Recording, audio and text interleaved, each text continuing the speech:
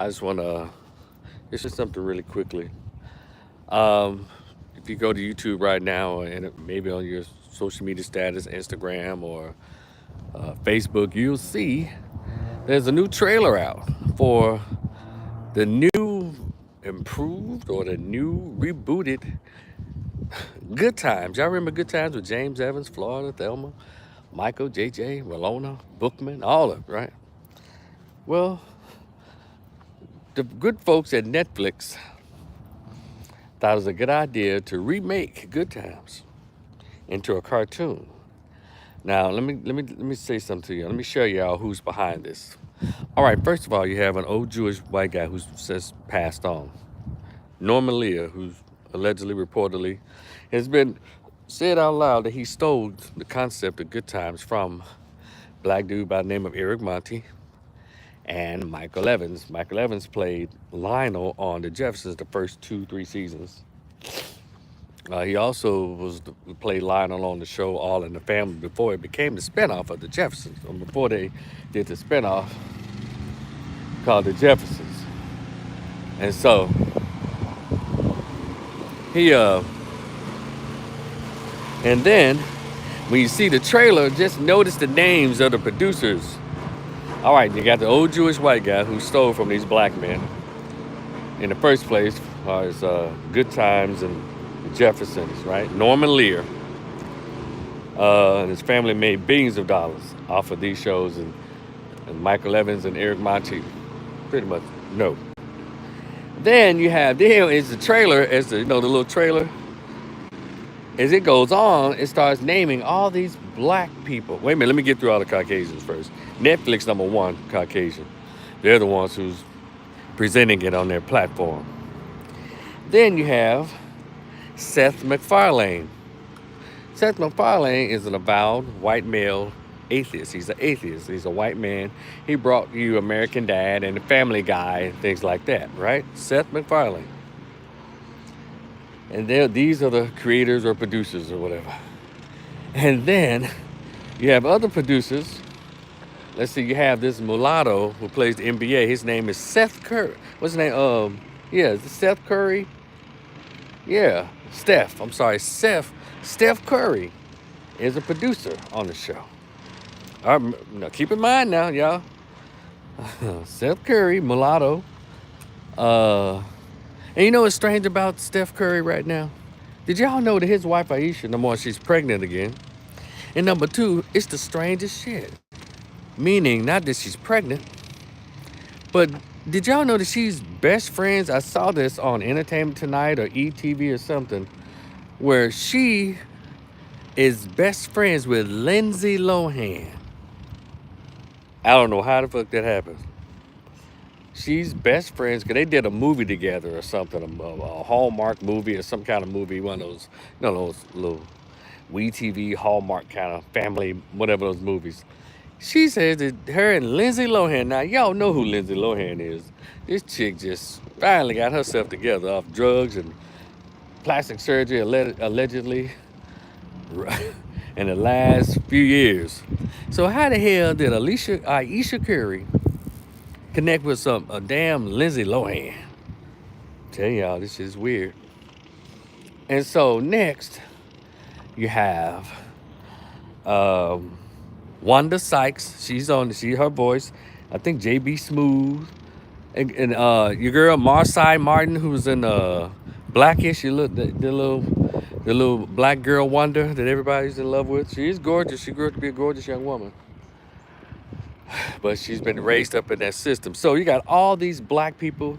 You got a white atheist, Jews, NBA playing mulatto.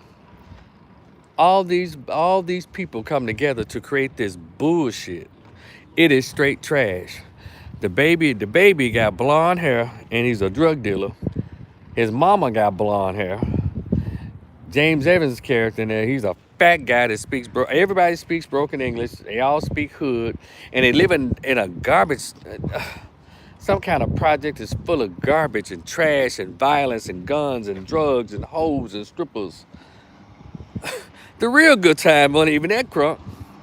The original. And so You know, and understandably, there are a lot of black people offended by this. But this is what I need y'all to do. You know, we can say boycott. We say boycott all the time. Some brilliant Negro, what's the difference? They still gonna play it. Why we need to boycott? As if the Montgomery boycott wasn't an effective tool back in the day. Boycotts do work when you stick to them. And if all these black folks that's got Netflix accounts were to drop them today, not tomorrow, right now, they'll feel the pinch. So whenever they want to do something black, it has to be ghetto and thug and strippers and rap and stupid shit. That's what. And Steph Curry, really, Steph? JB Smooth, not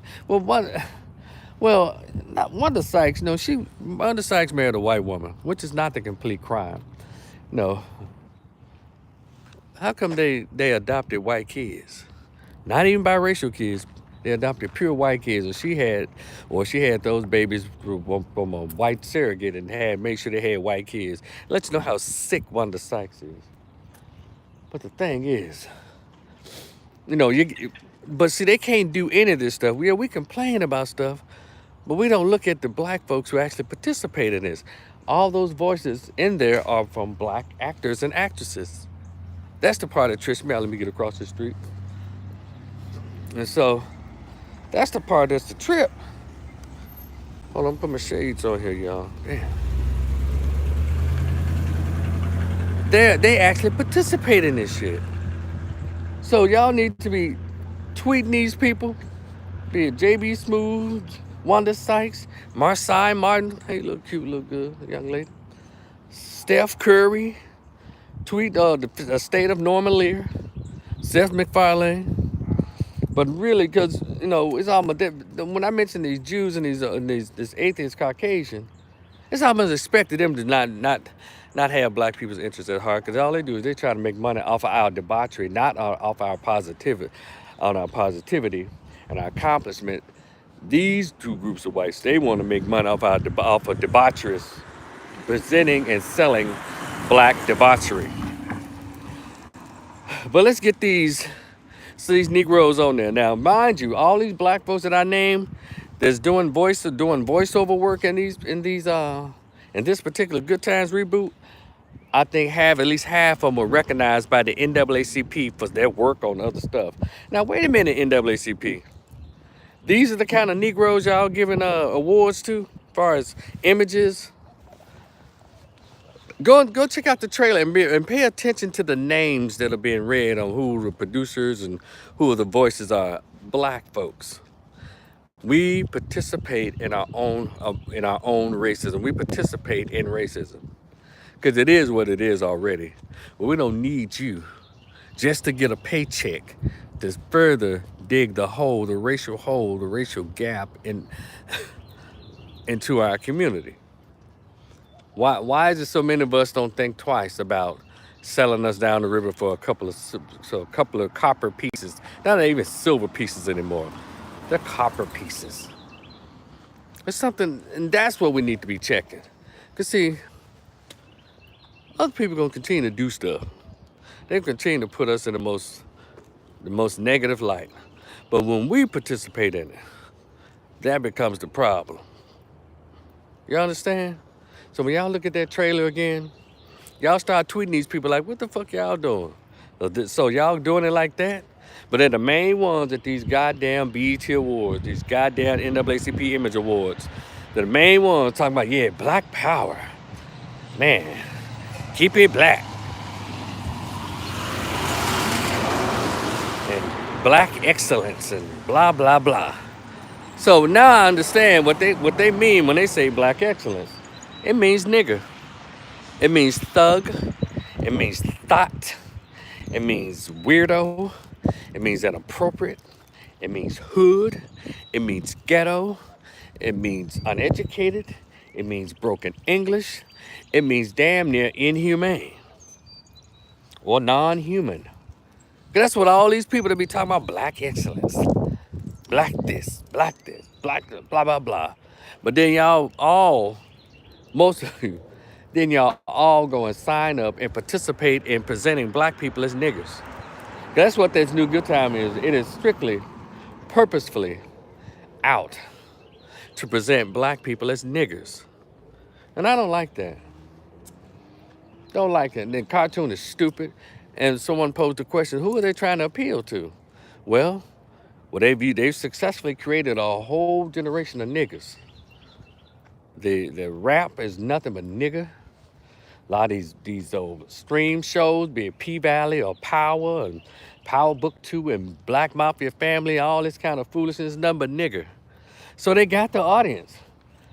For those who are offended, it would be those of us over 40. Pretty much, who know better. But then I can't continue to say, well, they're 18, they're 20, they're 15. I can't continue to give our young black people this pass like they don't know what racism, white supremacy is and how it affects in all aspects of this real life society. I can't continue to give them that pass because they have access to books just like we did. They may not have access to decent parents, but they do have access to decent people. Come on, somebody, I'm gonna say that again. A lot of generation of young blacks, they might not have access to decent parents, but they always have access to decent people. Yes, I'm one of those decent people who have self-respect for myself, self-respect for my race, very protective of my race, and especially, I guess more specifically when it comes to an image, how we're portrayed, how we put out there. All those little Negro shows I named, I don't watch those shows. But they're poor example, poor representation of who we are as a race. We love to talk about Dr. King. We love to talk about the Civil Rights Movement. We love to talk about how things were back in the day. But then we go complete opposite today. All those things we love to brag about and quote lines from when it's convenient. Love to talk about how racist whatever the Republicans are or some white folks are, but we turn around and do the same shit that we accuse them of doing. It's almost like, let me give y'all a story. When I was in college, shout out to rest in peace to Mr. David Lewis. David Lewis was one of my criminal justice professors. Brilliant man, really smart, very connected. If you went to Grambling and you came through criminal justice, and David Lewis was your advisor, or if he was your professor or your teacher, he made sure that you had some kind of employment setup when you graduated. That's how cool he was. That's how good he was at his job as an advisor, as a professor, and all of that, right? I remember one time after one of my classes, he pulled me outside because he and I used to chit chat here and there. He said, Rico, come here. Let me show you something. This is like in 93. He said, look, he showed me this article. Well, Salt and Pepper, they had done this video, What a Man, and they all had their little shorts and looking really cute, and they were in vogue. I think Cindy of In Vogue was pregnant at the time. But he said, read this caption. And it talked about pretty much, no, don't you call me a bitch. I call myself a bitch. That brief conversation, that brief moment of being educated stuck with me all these years, well over 30 years ago when this happened. And it's like, black people in this country, we're so intellectually beaten down and downtrodden and so unaware of who we are and what we should be doing in this country that we defend the word nigger.